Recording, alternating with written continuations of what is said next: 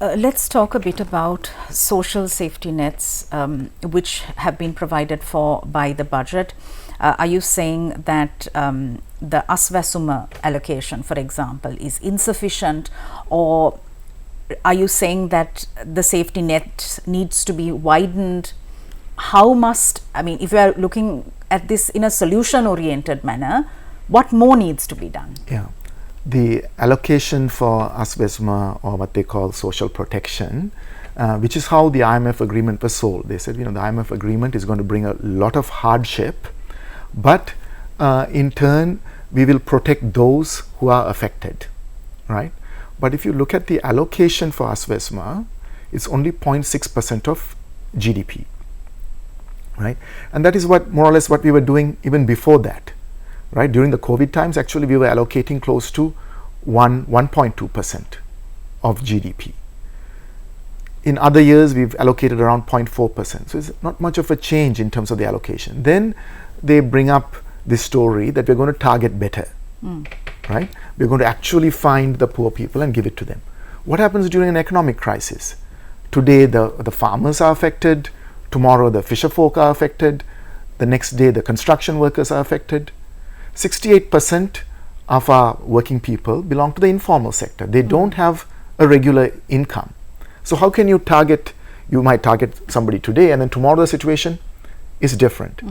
Now, Sri Lanka was actually an example some decades ago to the world where, as a country, even though our per capita income, in other words, our GDP divided by our population, so the GDP per individual was very low, our human development indicators were very high in terms of health, in terms of education, in terms of nutrition, because of universal social welfare policies.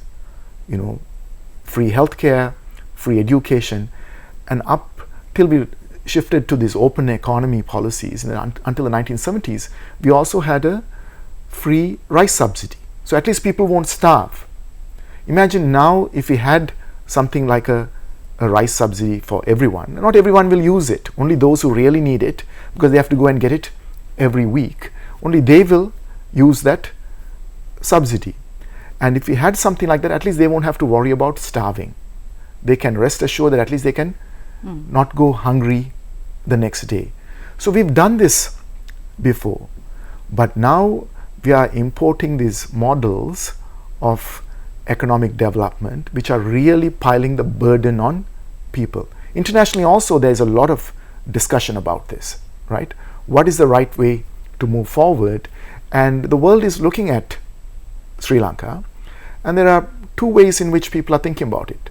More of this market-oriented policies, more of serving the commercial interests and hoping somehow that things will trickle down, right?